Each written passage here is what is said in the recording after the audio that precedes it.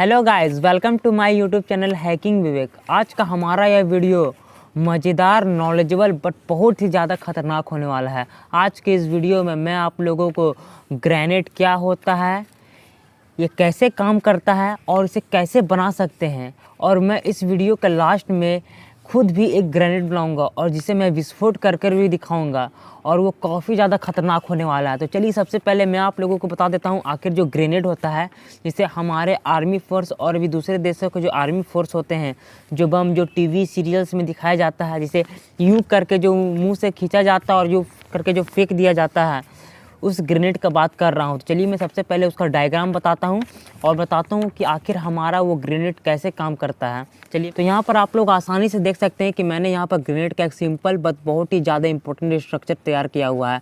यहाँ पर मैंने एक स्फेरिकल स्ट्रक्चर लिया है और ध्यान दीजिए कि ये जो स्ट्रक्चर है, इसको चारों तरफ ये छोटे छोटे ये जो आप लोगों को पॉइंट नज़र आ रहे हैं, इसके चारों तरफ ये कोई पॉइंट नहीं है बल्कि ये मेटल रोड है। ये बहुत ही महत्वपूर्ण चीज़ें होता है किसी भी ग्रेनेड के लिए।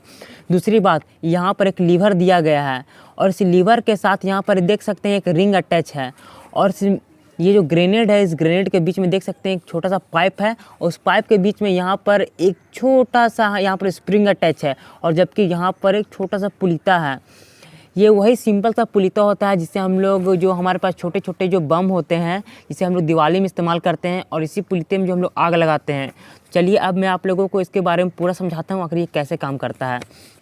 आप लोग अधिकतर देखते होंगे कि ग्रेनेड को फोड़ने के लिए या फिर फेंकने के लिए मुंह से कुछ इस प्रकार से किया जाता है, फिर उसे फेंका जाता है। तो यहाँ पर ध्यान दीजिए कि जो दांत से जिस चीज़ को खींचा जाता है, ये वही रिंग होता है, क्योंकि जब तक इस रिंग को नहीं खींचा जाएगा तब तक ले हम लोग इस जो लीवर है, इस लीवर को हम लोग ऊपर नहीं कर सकते हैं।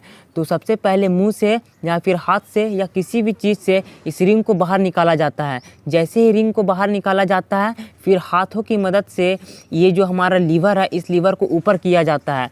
जैसे ही लीवर ऊपर होता है तो लीवर से अटैच होता है हमारा ये स्प्रिंग। जैसे ही लीवर अटैच होता है तो यह स्प्रिंग बहुत ही तेज़ी से यहाँ पर उपस्थित एक मेटल का टुकड़ा होता है, जो लोहे का टुकड़ा होता है, उससे टकराता है, और स्प्रिंग के निचले भाग में भी एक लोहे का टुकड़ा होता है।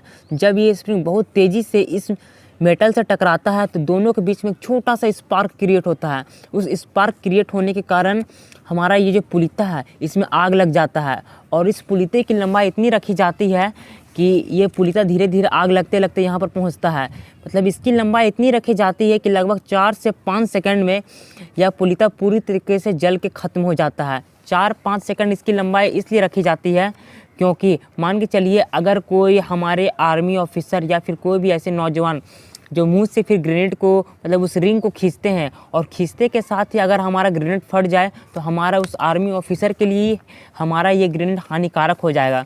मान के चलिए 1 सेकंड उस रिंग को खींचने में लगता है, और 2 से 3 सेकंड मान के चलिए कि जब ग्रेनेड को फेंका जाता है तो हवा में लगता है, तो लगभग 4 से 5 सेकंड इस प्रक्रिया को कंप्लीट होने में लगता है। इसलिए हमारा ये जो पुलिते की लंबाई होती है इतनी रखी जाती है कि लगभग 4 से 5 सेकंड में हमारे यह पूरा पुलिता जल के ख़त्म हो जाएगा।